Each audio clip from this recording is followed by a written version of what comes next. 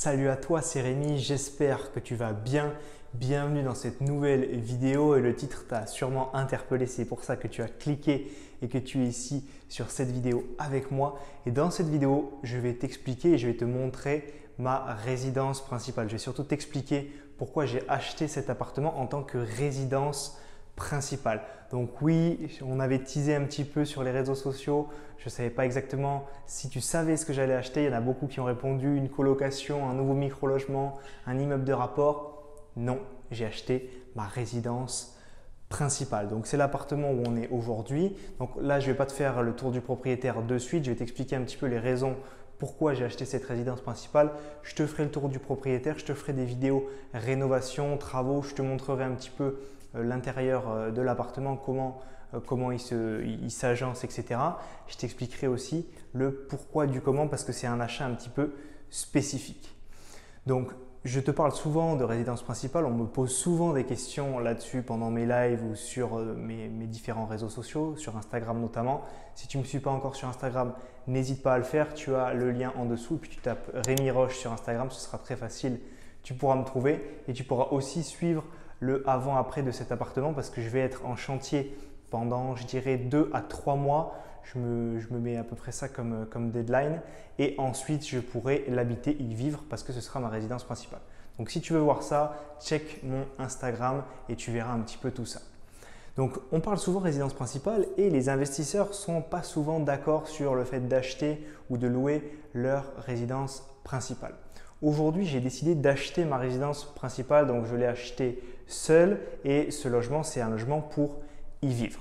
Donc souvent, ce qui se passe, c'est que on se dit, est-ce que ce serait bien d'acheter sa résidence principale ou vaut mieux faire du locatif? Tu sais que mon avis, finalement, il n'a pas trop changé. C'est-à-dire que dans mes précédentes vidéos ou quand on m'en parlait, pour moi, je pense que c'est bien d'acheter du locatif avant d'acheter sa résidence principale.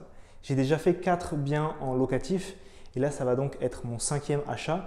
Et ce 5e achat, ce sera vraiment ma résidence principale pour y habiter. Pour y habiter un temps, je ne vais pas habiter dans cet appartement pendant plus de 5 ans, je pense.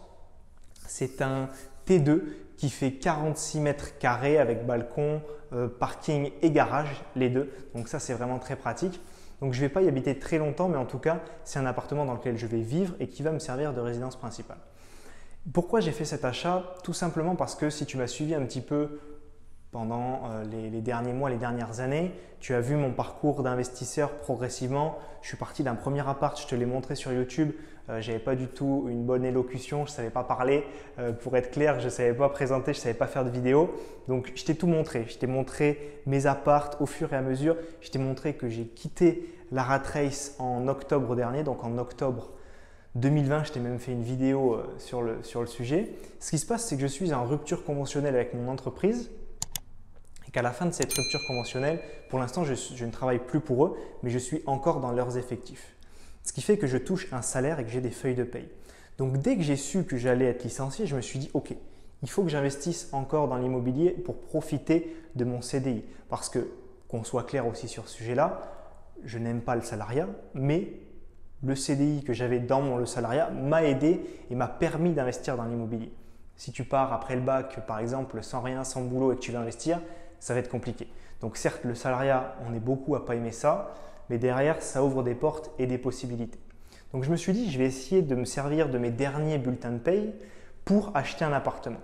Et j'ai réfléchi et je me suis dit, comme tu l'as vu sur ma première vidéo de l'année où je te parle de mes objectifs 2021, pareil, je te la mettrai en fiche par ici ou en dessous.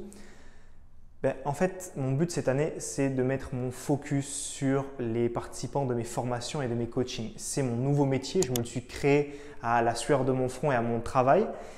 Et si tu veux, j'avais besoin d'un environnement plus sympa pour travailler et pour vivre parce que finalement, mon travail, certes, il se fait sur le terrain, visite, appartement, accompagnement, événements, mais il se fait aussi beaucoup à la maison pour te tourner des vidéos, pour te tourner des formations.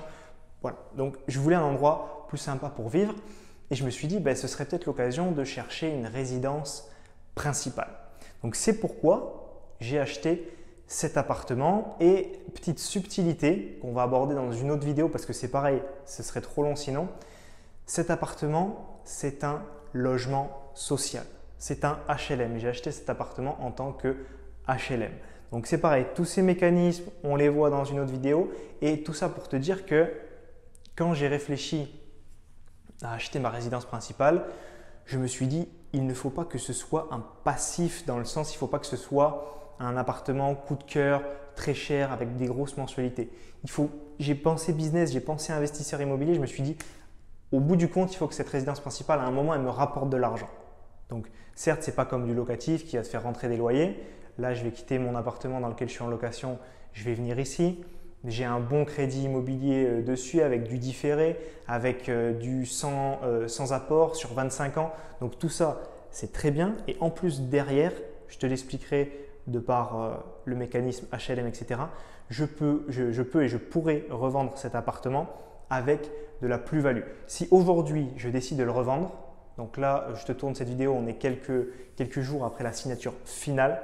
Si je revends cet appartement, même dans cet état-là, que tu le vois ici, je peux faire au minimum 20 à 30 000 euros de plus-value directement. Donc déjà, je pourrais faire ça, mais je n'ai pas le but, je vais y vivre. Et en plus de ça, c'est un investissement qui est réfléchi, pas coup de cœur, pas sur un coup de tête et pas qui va me coûter de l'argent. Quoi qu'il arrive, même avec les frais de notaire, les frais de garantie, les frais de dossier, tout ce que tu veux, aujourd'hui, je peux gagner 20 ou 30 000 en revendant maintenant. Donc comme tu peux le constater un petit peu ici derrière moi, l'appartement est dans son jus, il n'y a rien. Par exemple, dans la cuisine, tu n'as qu'une petite kitchenette comme ça.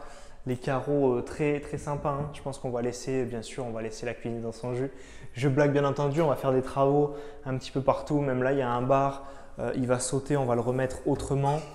Bref, il est dans son jus. On va faire des travaux, 2-3 mois de travaux. Comme je t'ai dit, je ne peux pas tout expliquer dans cette vidéo parce que, ok, il y a les chiffres de la résidence principale, il y a le tour du propriétaire, il y a le fait que ce soit un HLM et que ce soit un petit truc un petit peu plus innovant, un petit peu particulier par rapport à des achats normaux. Ne t'inquiète pas, on va l'aborder en détail dans d'autres vidéos. J'espère en tout cas que cette vidéo t'a plu. J'espère que ça t'a surpris un petit peu parce que tu pensais sûrement que j'allais faire du locatif, ce qui n'est pas le cas. Aujourd'hui, c'est ma résidence principale et dans 3 mois, j'habiterai ici, je serai dans le canapé là-bas, je serai en train de couper mes oignons sur le plan de travail.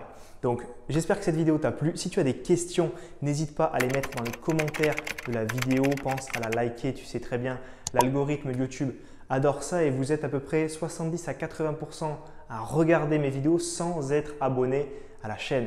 Donc s'il te plaît, abonne-toi à la chaîne, c'est gratuit. Tu auras mes vidéos qui apparaîtront sur ton fil d'actualité dans le petit bouton abonnement.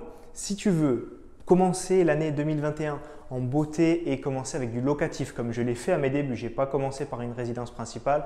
Ce que j'ai fait, c'est que j'ai créé 1 heure de formation 100% offerte. Tu la retrouves dans la description de la vidéo ou sur le petit carré qui va s'afficher en bas de ton écran et tu auras accès à 5 vidéos qui t'expliqueront étape par étape comment faire ton premier investissement immobilier rentable en 2021 et toutes les vidéos viennent d'être mises à jour. On se retrouve très vite tous les deux. On se retrouve aussi de l'autre côté dans ton espace de formation privé. C'était Rémi. Ciao, ciao.